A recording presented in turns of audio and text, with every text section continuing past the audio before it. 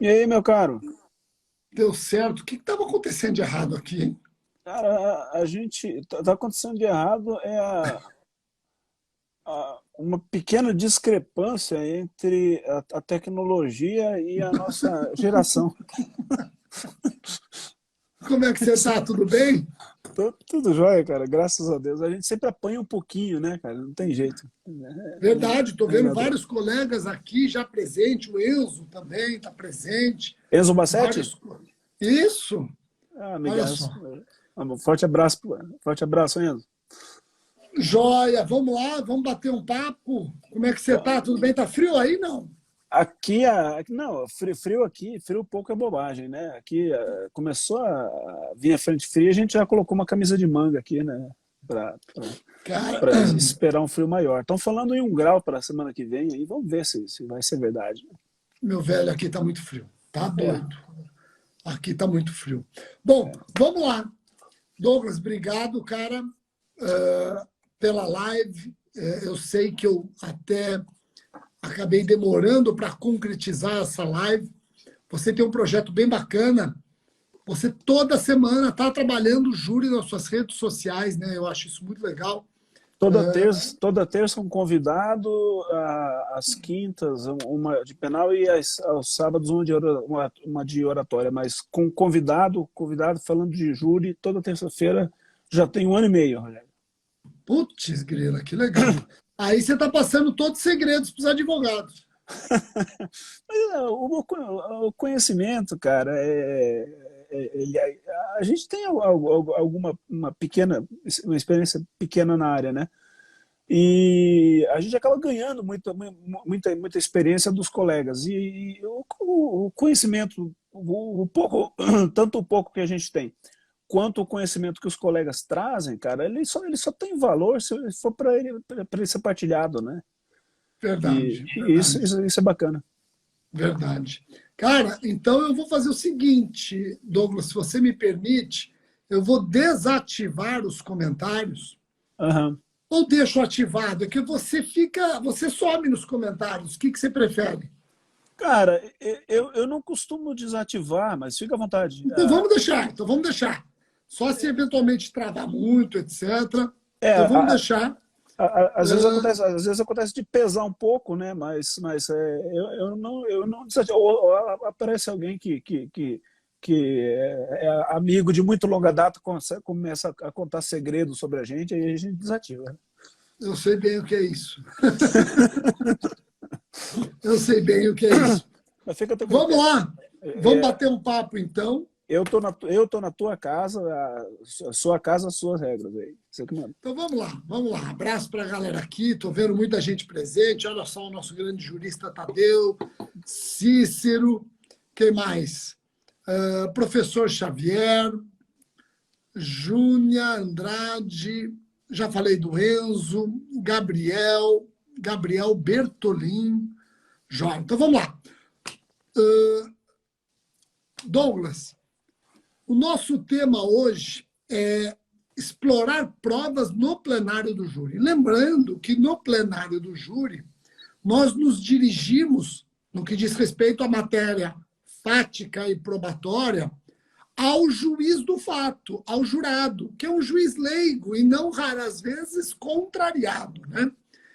Então, sabendo que eu tenho que dirigir o meu discurso de acusação, em regra, a acusação, que não nos impede de também dirigir o discurso de absolvição, mas dirigir o meu discurso de acusação para um jurado leigo, leigo e não raras vezes contrariado, me obriga a ter estratégias de como explorar o fato e a prova. Você concorda comigo ou não? Com certeza. A prova produzida em plenário, ela tem dois aspectos que são fundamentais: o conteúdo da prova e a forma de extração da prova. Quer me parecer que isso aí é de extrema importância. Não basta você revelar a prova em plenário. A forma como ela se revela, muitas vezes, é até mais importante do que o conteúdo. Perfeito. A impactação com que um determinado fato surge, na coleta de uma prova testemunhal, por exemplo, muitas vezes você sabe que a testemunha sabe um determinado fato. Se você mecanicamente for fazendo perguntas e o fato for surgindo, você pode causar até sonolência no jurado. Agora, se você conduzir isso de uma forma a criar, a quase embutir o storytelling dentro da narrativa da testemunha, de forma que aquele ponto crítico que você sabe que ela vai revelar, se revelar de uma maneira mais impactante, você torna a revelação do conteúdo mais importante ou mais significativo do que o próprio conteúdo, né? Porque a impactação dessa revelação gera aderência mnemônica. Então, é exatamente aqui que eu quero te fazer uma pergunta que eu acho muito importante e uma pessoa com a sua experiência vai poder nos guiar nos futuros plenários, principalmente os promotores que estão começando a vida no júri. O Douglas gosta de produzir prova oral perante o conselho de sentença, ou você se contenta com aquilo que foi colhido no inquérito, depois foi ratificado em juízo? Quando você tem um cenário de uma testemunha que foi firme no inquérito, volta a ser firme perante o juiz ou a juíza, você faz questão dessa testemunha ser novamente ouvida perante os juízes do fato? Rogério, toda regra tem exceção. Toda regra tem exceção. Essa regra também tem uma exceção. E qual seria a regra, no seu caso? A minha regra é a seguinte: se eu tenho uma testemunha que me foi boa no processo e eu a levo para o plenário, eu corro o risco de estragar o bom depoimento que eu tenho. Se eu tenho assim também. Se eu tenho uma testemunha que foi ruim na instrução, eu não me arrisco a levá-la no plenário para tentar melhorar o depoimento, porque ela pode ser ruim de novo, tal qual ela foi na instrução. E se eu tenho uma testemunha desconhecida, que foi arrolada, mas não foi encontrada, e aí eu desisti para que a instrução fosse tocada adiante, mas agora eu sei o endereço dela e vou resolver ouvi-la. Eu não arrolo, porque, para mim, essa imprevisibilidade sobre o depoimento eu acho perigosa. Eu prefiro ir para o plenário com o conserto das coisas na mão, com a rédea na mão. E uma testemunha que eu não sei se o resultado do depoimento dela é bom ou ruim, isso me traz uma margem de incerteza e, por consequência, uma margem de insegurança sobre o processo. Então, em regra, eu não arrolo. Deixa eu até te interromper aqui, antes de você ir para a exceção, se você me permite. Então, você, Douglas, acha que aqui nós pensamos de maneira uniforme. Até porque, Douglas, o tempo não nos é favorável. A testemunha, com o tempo, ela tende a ir esquecendo, de repente, fatos periféricos. Sim. Ela tende a esquecer a moldura e fica só com a pintura, mas perante os jurados, se ela titubeia na moldura, os jurados não vão entender que o que importa é a pintura. Então, em resumo, ainda que ela vá esquecendo dados periféricos, esse esquecimento nos dados periféricos vai ser muito bem explorado pela defesa. Sim. E vai se passar uma imagem para o jurado de que é uma testemunha insegura ou que faltou com a verdade na etapa anterior. Então, eu concordo totalmente com você. Poxa, eu vejo que você tem muito mais plenários que eu, então eu vejo que eu estou no caminho certo. Agora, eu fico curioso para conhecer a exceção. Quando que o Douglas entende que é importante ouvir uma testemunha perante o conselho de sentença? É que há testemunhos que independem desse conhecimento pleno do fato. Eu trabalho muito com... Eu puxo muito a neurociência e a neurolinguística para o plenário. Então, com relação a essa questão dos depoimentos, você foi cirúrgico com relação a isso. A pessoa não consegue. E muitas vezes não precisa passar tantos anos assim para que ela se esqueça de detalhes. É, você pode chegar à sessão do Tribunal do Júri 8 meses, 9 meses depois do crime ter ocorrido. Aqui em Campo Grande, nós temos uma vara, a vara em que eu atuo, ela é muito rápida. Então, você fazer o júri no intervalo de um ano aqui, ou até menos, não é incomum. Mas a impactação o vislumbre de um crime gera uma impactação que é muito grande numa testemunha. Então, é natural que ela grave, que ela fixe na mente dela os contornos fundamentais daquele fato, mas que ela perca detalhes que muitas vezes ela viu, mas ela não gravou. É aquela história daquele experimento da quadra de basquete. Há um experimento muito interessante que fizeram no jogo de basquete, em que eles colocaram metade de uma lateral da torcida fazendo um experimento, e o desafio desses envolvidos no experimento era contar quantos passes eram dados pelos jogadores de um dos times. Eles tinham que contar esses passes. E tinha ali, enfim, 400, 500 pessoas envolvidas, e o jogo começou e essas pessoas começaram a contar esses passes. Só que no meio do jogo, uma pessoa transvestida de gorila cruzou a quadra. No meio, as pessoas jogando basquete, e uma pessoa passou vestida de gorila, cruzou a quadra de basquete inteira. E no final do experimento, Rogério, eles indagaram para essas pessoas envolvidas naquele teste se elas perceberam alguma coisa diferente no jogo. Acima de 50% foi o resultado de pessoas que não notaram nada de diferente. Eles estavam assistindo o jogo, e durante o jogo, uma pessoa vestida de gorila cruzou a quadra, mas elas não perceberam. E por que elas não perceberam? Porque o foco delas estava absolutamente voltado para contar os passes do time que elas tinham que contar. Quando uma testemunha flagra um crime, o foco dela é aquele. Então, se havia uma moto passando, e nessa moto havia um ou dois caras, ou se eram duas motos, são circunstancialidades que a pessoa realmente não vai perceber. Então, agora, se eu tenho uma testemunha, por exemplo, que vai me trazer algum viés emotivo relevante, por exemplo, eu tive aqui um duplo homicídio de um senhor e uma senhora que deixaram filhas órfãs. Eu queria o depoimento de uma das filhas, só que essa filha ela não tinha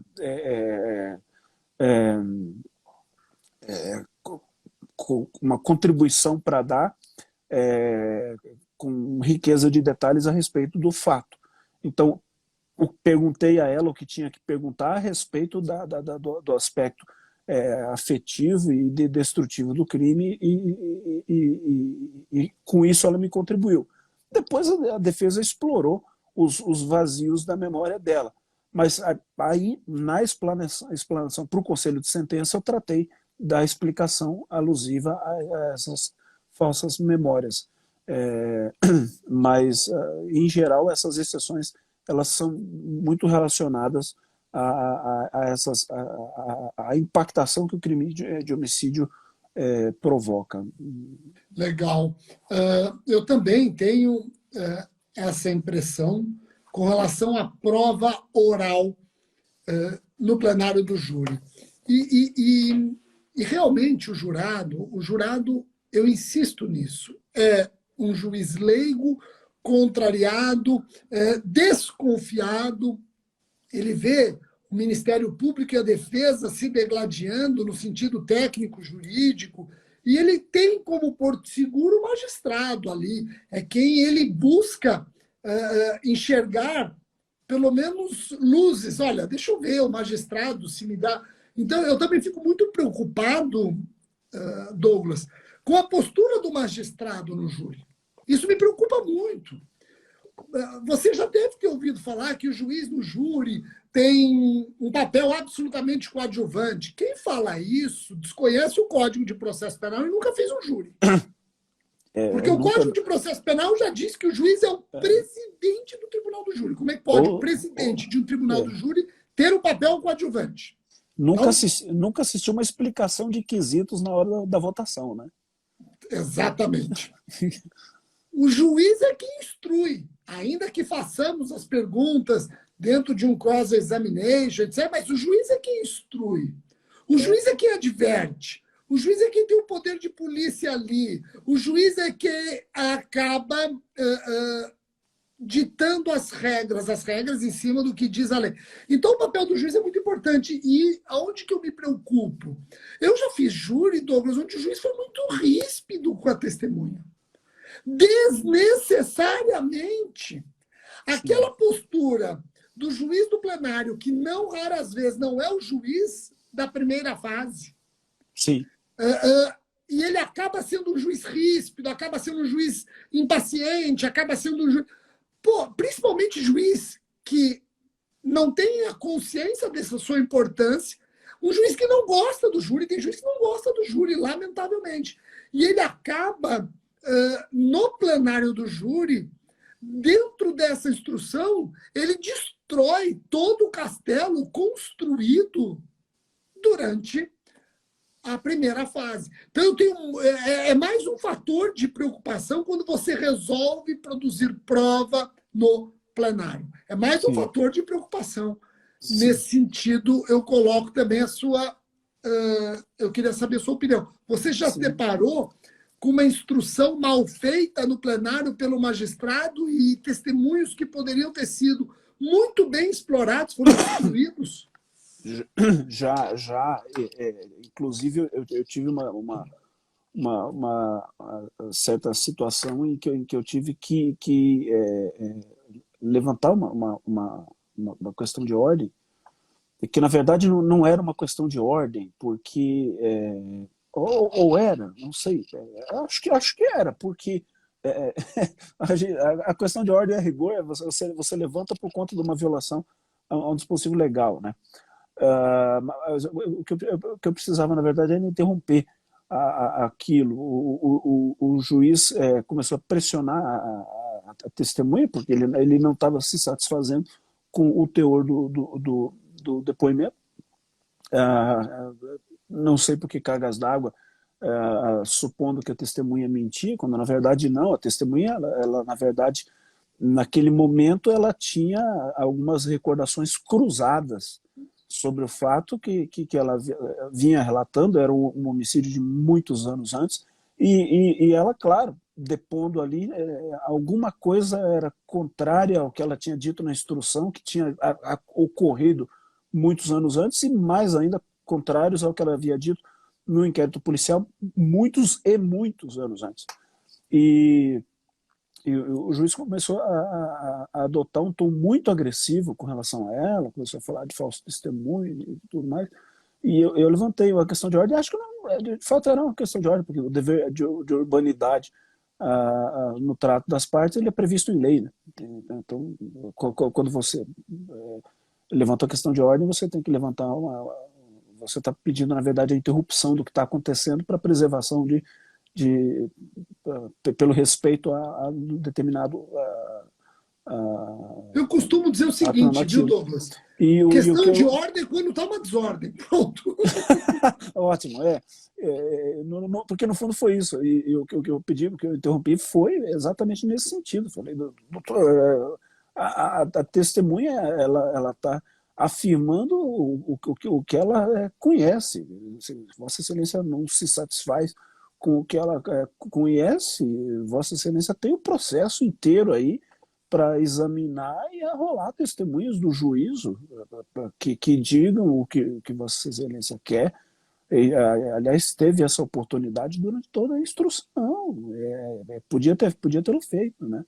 O fato é que a testemunha está aí, e ela está aí, e a solenidade, né, está dizendo, Douglas? tá dizendo que ela sabe. A solenidade do plenário do júri é algo que causa um impacto na testemunha. Quando a testemunha vai depor, o juiz, normalmente sentado de Lá em maneira cima. elevada, 7 jurados, normalmente pessoas da sociedade que a testemunha conhece, o réu, o Ministério Público, aquela vestimenta toda, que parecemos tudo Batman ali. Então, aquilo traz um impacto, traz uma impressão que a tendência da testemunha é se retrair. Tem até estudos nesse sentido. Tem um estudo que eu até tenho que achar o livro que eu li isso. A gente fica lendo tanto livro de júri e acaba depois colhendo um dado importante nesse, naquele, e aí fica difícil fazer a referência. E esse dado me chamou a atenção porque eu vivo isso, Douglas. O livro disse o seguinte: não tem uma testemunha que em plenário ela mantenha com a mesma qualidade e musculatura o que ela falou nas etapas anteriores. Sim. A tendência é essa testemunha como se fosse um objeto consumível. Você não consegue fazer a testemunha voltar ao status quo sempre que ela é ouvida, imaginando que o status quo é a primeira vez que ela foi ouvida no calor dos acontecimentos. Não dá. Muda o ambiente. Ela fala para o magistrado, depois fala para jurado, depois fala para promotor. Aquele ambiente causa, obviamente, alguns impactos, algumas impressões que inibem a testemunha. Sim, sim, com certeza. Uma coisa que sempre me chama a atenção, e eu sempre reparo isso, nós não entramos no salão do júri pela porta da frente. Nós ordinariamente entramos por uma porta do fundo e nos deparamos com o salão. E ali no salão você tem a mesa do juiz, como você bem colocou, numa posição mais alta, o magistrado ali. Lá no outro canto, a posição onde ficam 7 jurados, posição da defesa, posição da acusação, e nós nos acostumamos a entrar nesse salão já vestindo ali a beca, o advogado, o defensor, vestindo a sua beca, com toda aquela ritualística e tudo mais. E nós ainda temos uma vantagem, né? Vamos imaginar a gente fazendo o primeiro júri, né? A gente ainda entra ali com aquilo ali meio vazio, né? Quer dizer, os jurados ainda estão lá para serem sorteados, ainda existe o processo de escolha dos jurados, o pregão, depois você vai ter enfim, a leitura da pronúncia. Você tem todo vamos dizer assim, um amaciamento. Você está esquentando o motor ainda da coisa. Agora, a testemunha que nunca viajou, nunca participou dessa pescaria, você chega para o cara e arrola o cara. Às vezes ele já foi testemunha na instrução. Só que ser testemunha na instrução significa entrar no prédio do fórum, andar por alguns corredores e se dar ali numa sala de audiências que nada mais é do que uma mesa com algumas pessoas sentadas, ela senta e conta uma história. É uma coisa simples, muito, muito pouco litúrgica. As audiências judiciais são muito pouco litúrgicas, elas têm um padrão de respeito entre si, de cuidados ali, mas a liturgia ela é pouca. Agora no júri ela chega, ou ela fala lá na frente: oi, eu sou testemunha, foi ralada, assim, vem por aqui. Aí ela já é colocada, até onde eu sei, na maioria dos lugares, é o único lugar em que a testemunha vai mesmo para um lugar reservado, é no tribunal do júri. Aí ela fica sentada lá, sozinha, esperando horas, porque você tem que fazer toda a instalação do plenário e tudo. E aí, muitas vezes, 2 horas, 2 horas e meia, 3 horas depois, ela é chamada, e aí ela cruza aquela porta que você cruzou, com a qual você está acostumado, a cruzar com gente de beca, gente sem beca, enfim. Aí ela cruza aquela porta. Quando ela cruza aquela porta, ela enxerga toda aquela coisa magnânima. Muitas vezes, se for um crime de repercussão, então, com o plenário cheio, o impacto é maior ainda. E uma cadeirinha com uma mesinha. Cara, eu estou me colocando no lugar da testemunha e eu tô me sentindo mal. Eu já fui testemunha em júri como promotor de justiça. E aí ela tem que olhar para o juiz de costa para a audiência, no microfone, e ali contar a história. É muita pressão. É muita pressão. E Douglas, deixa eu te perguntar uma coisa. Eu acho que em termos de prova oral, nós esgotamos o que poderia aqui numa live ser discutido. Falando ainda na exploração da prova perante o conselho de sentença, você costuma mostrar laudos para o conselho de sentença? Você costuma mostrar o laudo necroscópico, a necropsia, você explora perante os jurados, mostra fotografias, reconstituição. Você faz isso ou você explica, diz que está nos autos, expõe? Porque o que acontece? Eu já mostrei fotografia no começo e eu percebi que teve jurado que não gostou dessa minha atitude. Quando eu mostrei fotografia da vítima, absolutamente impressionante, uma fotografia com a vítima dilacerada, etc., eu percebi que alguns jurados ficaram insultados, é a expressão mesmo, com essa minha atitude. Teve uma jurada que no ato, ela ficou com a boca branca, você via que ela ia desmaiar. Aí eu comecei a pensar, poxa, vale a pena mostrar? Será que está apelativo? Será que eu estou querendo ganhar o júri nessas fotos porque eu não tenho argumentos? Eu fico, às vezes, até hoje, pensando nisso. Conveniência, oportunidade, necessidade. Quando que eu mostro as fotos que estão nos autos, digo que tem fotos nos autos e que eles podem acessar se julgarem conveniente. O que você acha disso? Eu tive um caso em que Só para dizer o caso que eu tive, só para deixar claro, é uma menina de 14 anos, ela foi estuprada e jogada num poço. E foi encontrada 6 dias depois. Entendi. E eu mostrei as fotografias dela encontradas 6 dias depois para dizer para os jurados que o réu tratou a vítima não somente como uma mulher objeto, mas talvez só como objeto, nem mulher. Porque ele acabou dispensando essa vítima num poço, largou lá. Então eu quis mostrar isso. E vou ser sincero, um júri ganho. Na época a gente contava todos os votos e eu ganhei o júri por 6-1. Um júri que, assim, não tinha o que fazer. Era 7-0, 6-1 na absolvição. Falei, mas quem que quis absolver o réu que nem negou o crime? Alegou inimputabilidade, etc. Ele votou contra você, né? Votou contra mim. Será que eu pequei mostrando aquela... Será que eu exagerei? Eu imagino que sim. Foi um voto contra você, nesse caso.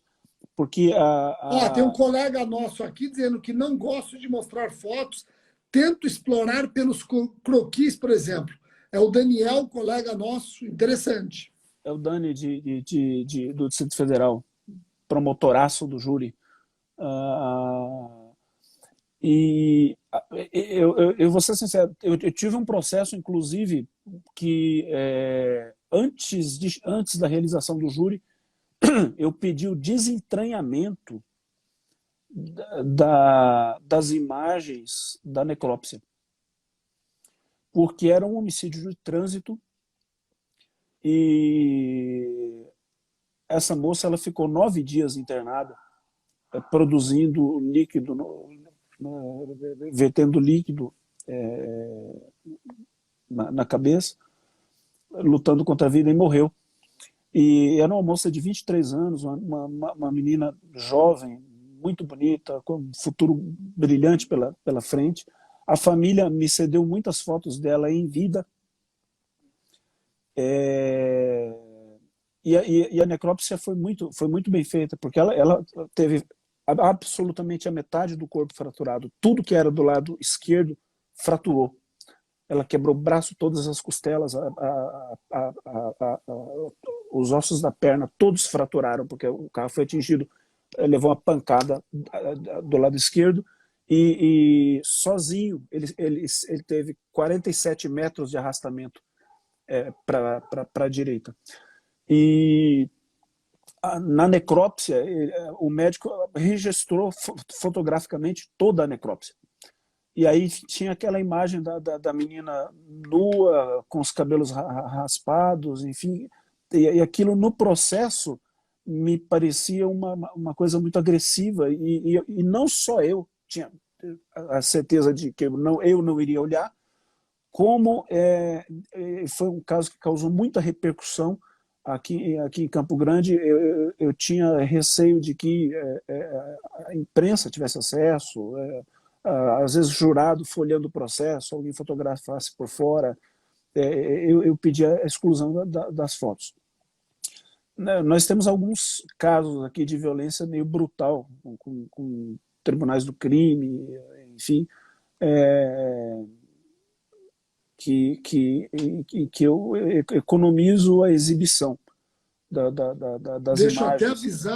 Deixa eu até avisar a Caterina aqui, que no caso do réu que eu mencionei, que jogou a menina no poço, depois de estuprada, morta, ele foi condenado, tá? Por 6-1, ele não foi absolvido. O que eu e o Douglas falamos é que ele teve um voto pela absolvição, que Sim. num caso como esse, é terrível, é muito. É preocupante. É curioso. É curioso como que... Mas isso aí, Rogério... E não foi voto errado não, viu? Não foi voto errado não, porque ele foi votando não desde o início.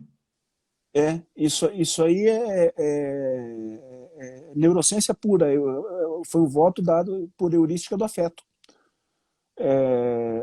Pela heurística, o sujeito votou pela heurística do afeto. Ele não pensou no caso, ele não raciocinou sobre o voto dele, pela heurística do afeto, no caso foi de desafeto, um processo heurístico de desafeto, ele deu o voto.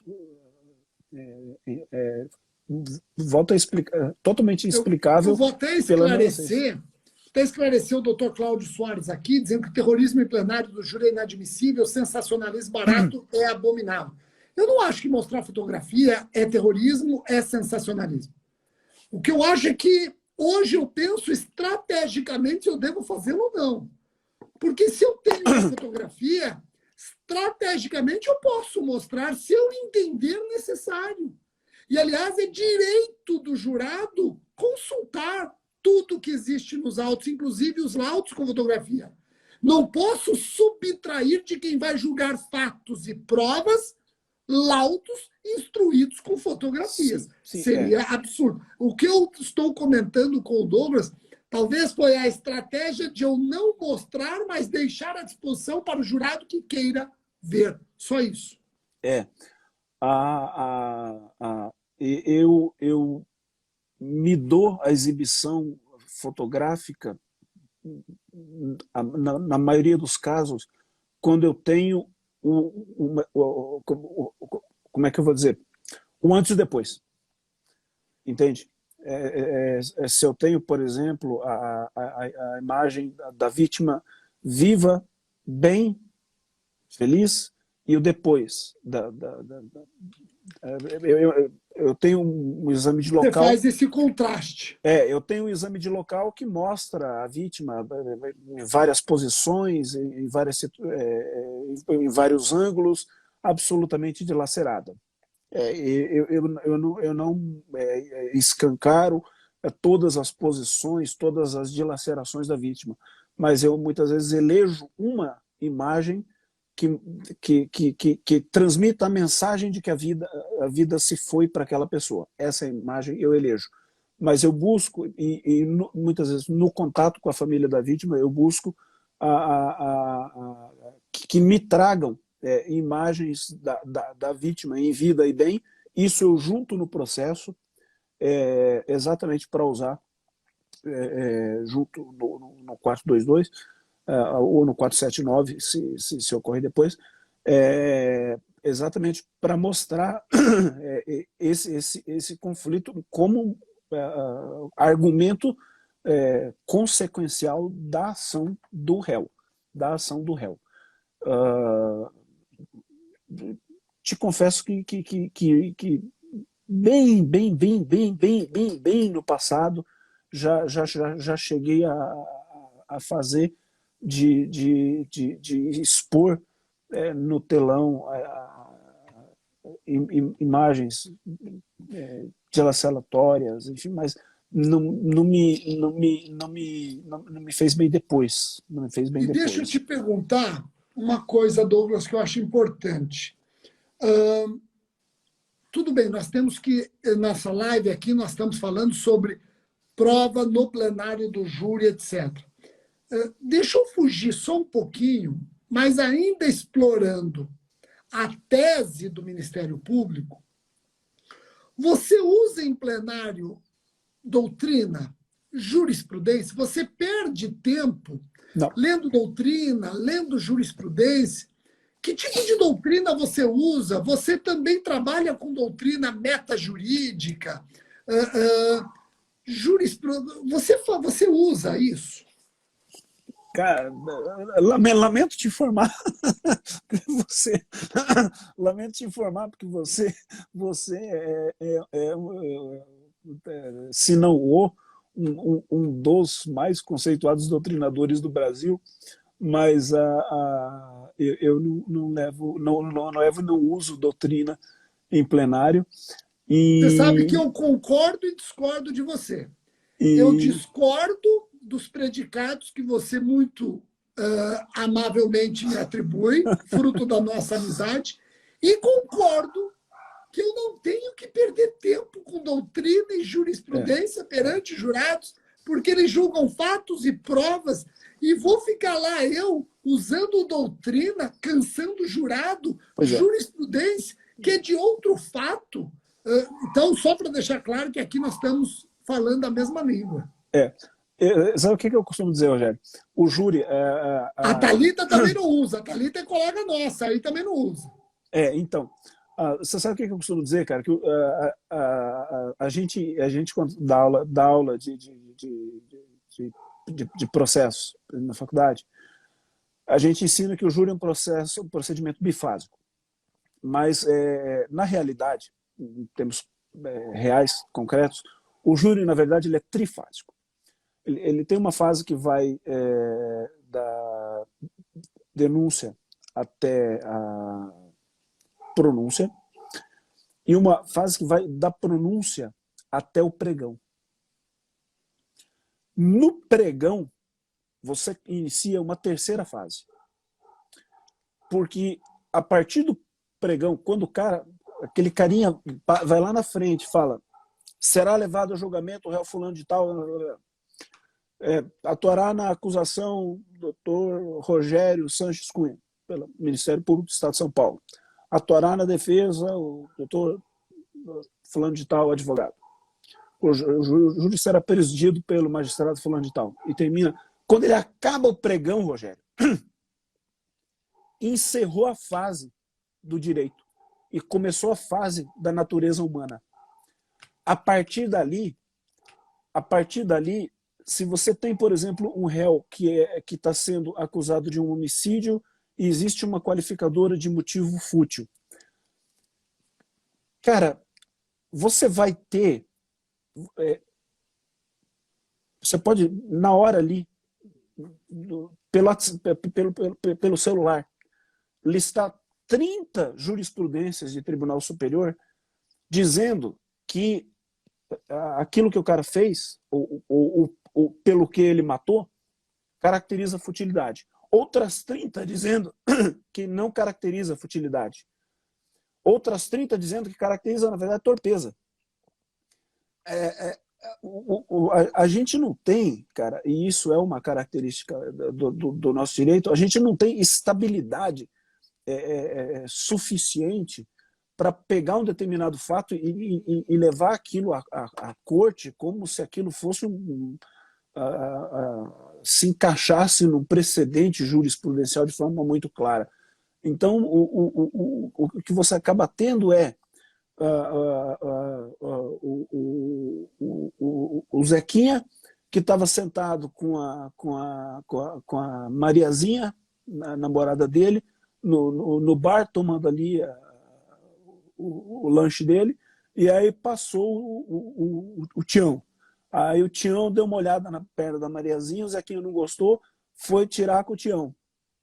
E aí o Tião peitou o Zequinha, empurrou o Zequinha, e o Zequinha, que estava ali comendo um espetinho e cortando com a faca do bar, pegou a faca do bar para se proteger. E o Tião foi para cima e o Zequinha cortou o Tião. O que é isso? Isso é uma legítima defesa? Porque o Tião era maior e o Zequinha só tinha faca? O Zequinha matou por motivo fútil, porque o Tião olhou para a perna da Mariazinha? Ou isso é torpe, porque você matar só pela vindita causa torpeza? Percebe, Rogério?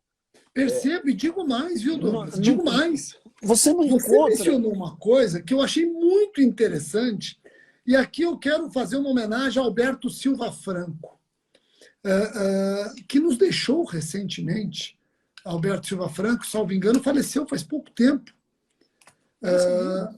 Eu não sabia.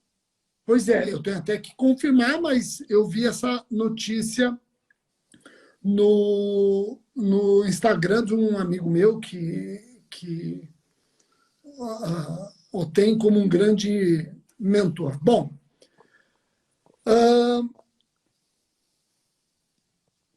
o Alberto Silva Franco escreveu aquele Código Penal Jurisprudencial. E aquele Código Penal Jurisprudencial eu usei quando eu estava na faculdade, depois eu usei quando eu estudava para concurso e usei como promotor. E quando eu fiz o meu Código de Processo Penal, eu adotei um estilo bem semelhante quando eu trato da jurisprudência. Por quê? Porque você coloca um detalhe, por exemplo, reiteração de golpes. É meio cruel? Você vai encontrar jurisprudências, às vezes da mesma corte, dizendo que a reiteração de golpes, por si só, não configura meio cruel. Outra jurisprudência dizendo que a reiteração de golpes configura meio cruel. Exato. Às vezes, a mesma turma decidindo de maneira divergente. Então, eu falo isso por quê? Eu não gosto de usar a jurisprudência para o jurado, até para deixar claro que eles estão julgando este fato, e não fatos outros que já foram decididos, inclusive por outros jurados e outros juízes. Pronto. Eu não vou ignorar este fato e não vou comparar este fato a qualquer outro. O fato aqui é único. Se a defesa ela começa a trabalhar jurisprudência, eu imediatamente, na réplica, eu leio para os jurados, aí sim, eu leio para os jurados jurisprudências diametralmente opostas, exatamente para os jurados perceberem que eles têm que julgar aquele caso e não se prender a casos outros. Então, aí sim eu posso usar uma jurisprudência. Aí sim, porque senão fica parecendo que você está com medo de debater decisões que já foram tomadas pelos nossos tribunais. Eu não tomo a iniciativa, mas se a defesa o fizer, eu vou usar a jurisprudência que eu tenho para mostrar ou que a jurisprudência dela é ilhada ou que a jurisprudência que ela traz tem decisões diametralmente em sentido contrário. Sim, sim. É o caminho de excelência. É o caminho de excelência esse. Estou vendo o Moisés aqui. Moisés, colega seu aí, já está aqui o Moisés. Ó. Moisés é professor de todos nós aqui, parceiraço. O grande promotor do júri, grande doutrinador nosso aqui. Moisés participa comigo numa força-tarefa que nós temos aqui contra o pessoal do mal. Bom, Mas vamos lá. o caminho de fato tem que ser esse. Eu não vejo outro. Eu não puxo a corda da jurisprudência e eu não puxo a corda da doutrina. Agora, se acontecer, o caminho é esse. É mostrar que tem para todo gosto. É mostrar que tem para todo gosto. Porque o que eu vejo mesmo no júri é isso. O júri é um ambiente de discussão da natureza humana. É um ambiente de discussão da natureza humana. É. Você, no fim das contas, vê, e isso eu não sei se é uma impressão particular minha, se alguém concorda com isso, mas a impressão que dá é que aquelas 7 pessoas, elas, em geral, aquelas 7 pessoas, elas focam, no fim das contas, o que seria a big question, a grande dúvida. O que fez esse cara para merecer o que está se propondo e, no que diz respeito a nós, o que nós vamos fazer com esse cara agora que estamos devolvendo para a gente essa solução. No caso do exemplo que eu dei, o que a gente vai fazer com o Zequinha agora que o Zequinha matou o Tião com a facada? Perfeito. Eu estou vendo o Levi Magno aqui, ó. Levi Magno é colega nosso, aposentado, excepcional, processualista. E aí, se me permite fazer uma pergunta, Douglas. Você, Douglas, já teve que, em plenário, você já teve que pedir para ouvir novamente alguma testemunha? Eu nunca pedi. Eu nunca pedi, mas já me ocorreu de a defesa pedir para que a testemunha aguardasse e pedir para reinquiri-la depois do interrogatório do réu. Não, mas eu digo, depois dos debates, você já viveu isso? Não. Quando acaba os debates, o juiz pergunta para os jurados se eles estão aptos a julgarem. E jurados, mais de um, jurados dizem não. Aí o juiz assusta, você assusta, a defesa assusta, não precisa nem dizer que eu já vivi isso, né? E aí o jurado diz o seguinte: nós gostaríamos de ouvir novamente fulano e beltrano. E o juiz fala, poxa, então aí ainda assim, curiosamente, não tinham sido dispensadas. Estavam lá. E foram ouvidas novamente. E aí o juiz falou, espera um pouquinho, eu vou ouvir novamente, abro perguntas somente para os jurados, as partes podem intervir com perguntas. Sabe, nos surpreendeu. Você já pensou nisso? Quando se ouve novamente a testemunha, só o jurado pergunta? Você produziu prova novamente e o réu não vai ser inquirido sobre isso?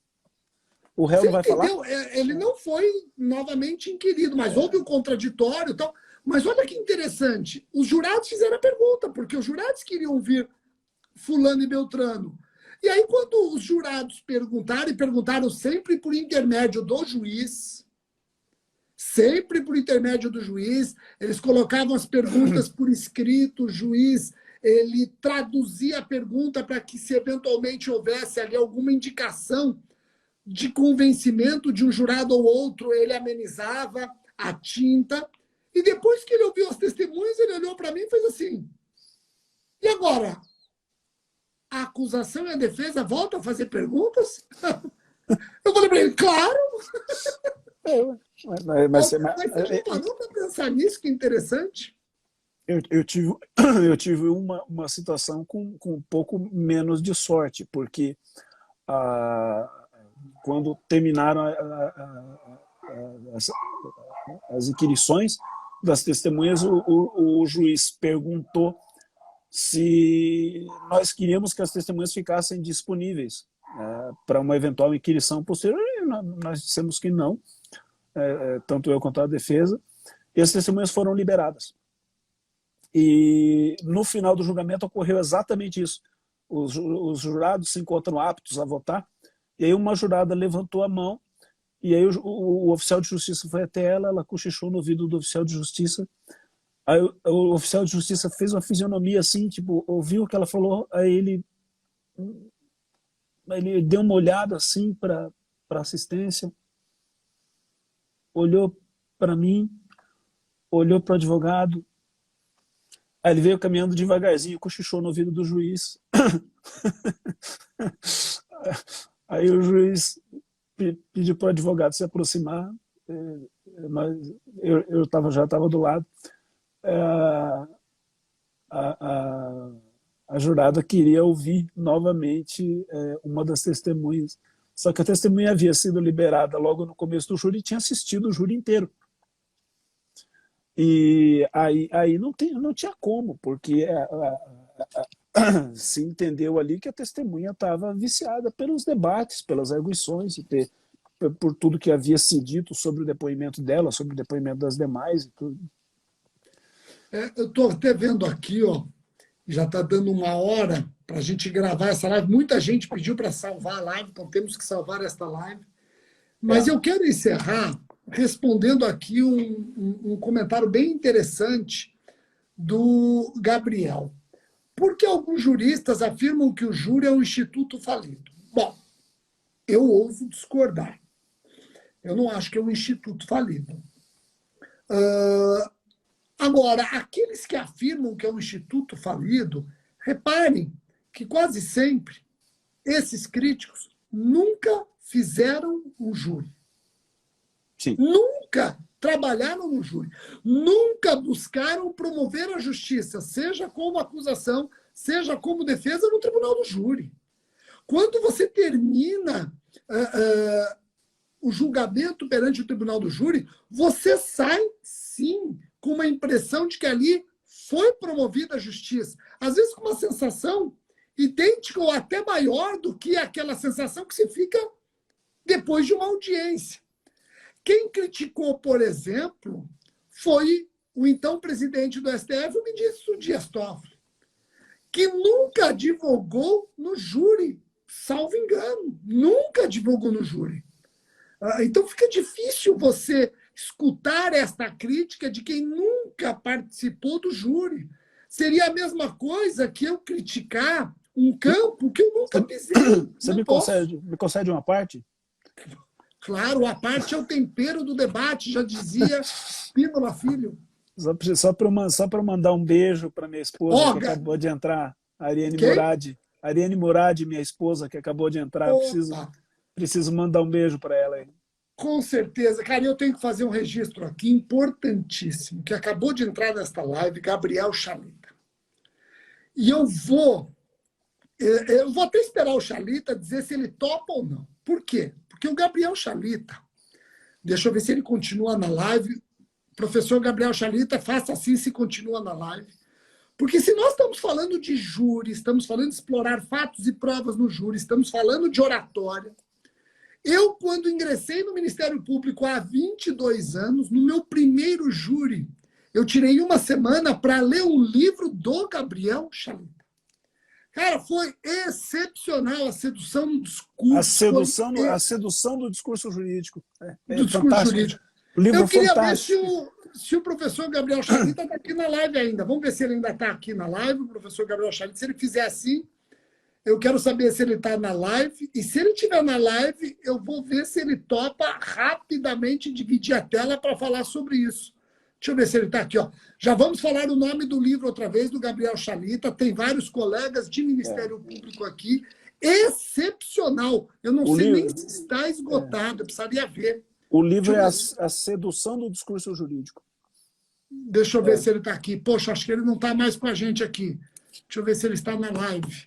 Rogério, é tão bom esse livro que o Chalita ele viajava ao Brasil fazendo uma palestra sobre esse livro. Eu comprei essa palestra em VHS. Eu tenho essa palestra em VHS. Putz, verdade. Ele não... Deixa eu ver se eu consigo... De repente a gente consegue, vai que ele topa aparecer aqui com a gente. Ó, eu arrisquei mandar para ele um convite, se ele pode falar disso, agora rapidinho, desse livro dele. Mandei. Se ele estiver ali, ele entra. Mas muito legal. Fico feliz que vocês conheçam esse livro do professor Gabriel É fantástico, Chalita. fantástico. É fantástico. E ele faz, inclusive, reminiscências, ele conta alguns casos práticos de júris reais, dos quais ele participou, enfim. É muito bom, é muito bom. Sem dúvida, sem dúvida. Bom, eu mandei um convite, acho que ele não está na live, mas fica aqui as nossas homenagens ao professor Gabriel Chalita. Sua esposa entrou na live, é outra pessoa que merece uma homenagem especial, obviamente, né? Ela é fã sua em particular, porque ela sempre conta, inclusive quando nós marcamos a live, ela contou e pediu para eu te contar isso, que ela passou no concurso dela para delegado de polícia por causa de uma questão sua que ela assistiu numa plataforma EAD que você lecionava, e uma das questões da prova do concurso de delegado que ela fez foi uma questão que você deu na semana anterior, imediatamente anterior à prova. E não lembro qual era o assunto, talvez ela escreva aí para nós, mas não lembro qual era o assunto que todo mundo errou e você tinha dado a resposta correta. E a nota de corte, ela está contando, a nota de corte foi 74, ela fez 75. Poxa, não é que dá certo às vezes a gente acerta umas coisas dessa, né? Está aqui dizendo que o professor Gabriel Chalita não está conseguindo entrar. Poxa, que judiação. Judiação, não está conseguindo entrar. Vou tentar mais uma vez. Vamos tentar de novo. Vou tentar mais uma vez aqui, vamos ver se eu consigo. Aí. Deixa eu tentar mais uma vez aqui, ó. Vamos ver se eu consigo. Enviei, vamos ver. Vamos ver se dá certo. Aí, enviado com sucesso. Vamos ver se der certo. E ela chama Ariane. Ariane Murad. Ariane Murad. Será que a gente consegue chamar a Ariane Murad aqui para participar? Não? Clica nela aí. Vamos ver aqui. Ariane Murad. Ficou bacana isso do Insta, né? De aumentar o número de pessoas. Vamos ver se ela consegue entrar. Se ela não conseguir entrar, é porque meu Insta hoje está com algum problema que as pessoas não estão conseguindo entrar. Vamos ver se ela consegue. Opa, deu certo. Deu certo. Vocês pegaram cozinhando. Deu certo. Vocês estão no mesmo ambiente, né? Só para deixar claro. Na mesma casa. Exato, na mesma casa. Que legal. Tá cortando um pouquinho. Deixa eu desativar os comentários. Não vou desativar, não. Senão as pessoas que querem entrar não conseguem entrar. Manda ver. Gratidão imensa. Eu tenho por ti aí em 2006. Passei no concurso para delegado de polícia em primeiro lugar. Poxa, vou fazer humilhou. Primeiro lugar, você contrariou tudo que eu ensino para os meus alunos. Para os meus alunos eu digo que não importa, é que nem sexo, não importa a posição, o que importa é estar dentro. Você vai me passar. Passei em último lugar, fui na nota de corte e lembro que você matou uma questão de penal, era algo sobre constrangimento ilegal. E se tivesse errado aquela uma... Todo mundo errou, eu não estava dentro da segunda fase. Você viu?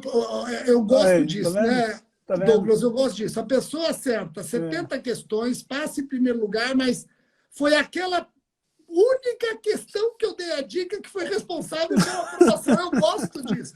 Isso chama-se princípio da proporcionalidade. Eu gosto disso. Exatamente. Poxa, muito legal, viu? E é delegada de polícia hoje? Estou fazendo anos como delegada de polícia dia 7 de agosto. Está fazendo quanto? 15 anos. 15 anos. E em que cidade que é delegada? Em Campo Grande, Mato Grosso do Sul. Atuo na infância infracional hoje. Ah, tá. É uma delegacia, é uma área, tem que ter estômago. Tem que ter estômago. Mas importante, porque se nós enxugamos gelo, a tua atuação ela é bem interessante, né? Ela acaba sendo bem interessante. Ali que Pô, muito legal. Muito legal. Meus parabéns. Que você continue aí exercendo o seu mistério na delegacia com esses menores infratores e que eles virem maiores imputáveis não infratores. E que eles lembrem do seguinte, que eles fizeram muita bobagem, mas foi aquela conversa com a delegada que fez com que eles... Mesma coisa que aquela questão que eu dei a dica. Que siga no seu ofício, ajudando a tantos como eu a seguirem o seu sonho. Poxa, muito obrigado. Obrigado você, Douglas. Obrigado você também, velhão. Vamos esperar passar essa pandemia para a gente se encontrar, né? Porque temos que nos encontrar. Muitíssimo obrigado. Aí todo mundo lindo casal aqui, todo mundo elogiando, etc. Aí começa, elogia o cabelo, elogia a roupa, é o pretinho bar. Aí o pessoal vai embora, né? Legal. Deixa eu mandar um abraço para Paula Volpe, colega promotora daqui de Campo Grande, uma excelência de colega, enfim, uma das melhores promotoras que nós temos no nosso quadro aqui no Mato Grosso do Sul, enfim, e uma amiga sem igual. Legal. Douglas, eu quero agradecer você outra vez, parabenizá-lo, esse trabalho que você faz aí nas redes sociais, toda terça-feira, debatendo, chamando pessoas. Na verdade, o convidado sou eu hoje. Olha, o Paulo Costa, o nosso diretor da Escola Superior do Ministério Público, nos dando o ar das graças aqui, grande doutor Paulo, revolucionando a Escola Superior do Ministério Público. Receba aqui as nossas homenagens publicamente pelo seu excepcional trabalho. A quantidade de colegas presentes assistindo aqui é impressionante. E, Douglas, eu dou a palavra para você fazer a despedida e sempre agradecendo a sua participação. Meu caro, eu não tenho como te agradecer pelo aceite do convite. Eu fui agora dar uma passada pelos amigos que estão presentes aqui, é absolutamente impossível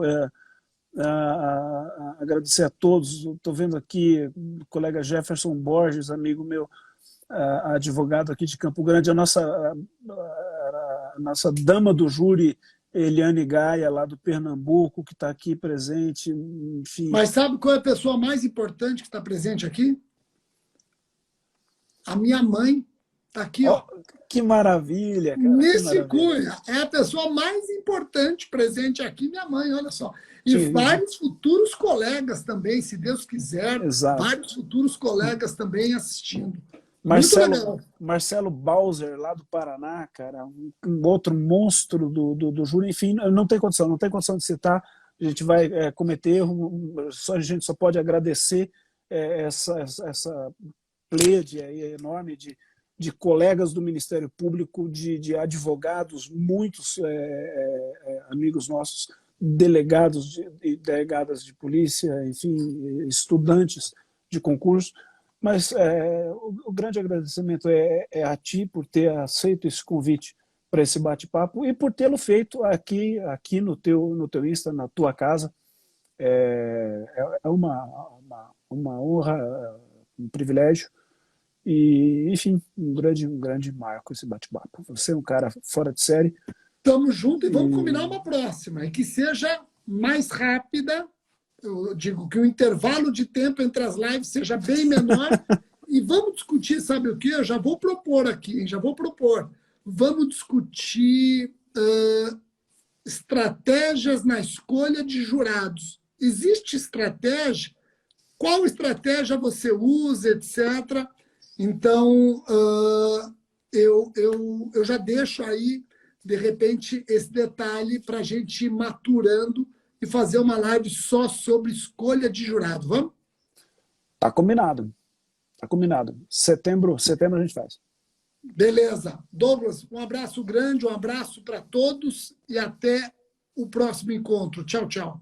Felicidades, meu irmão. Muita saúde para ti.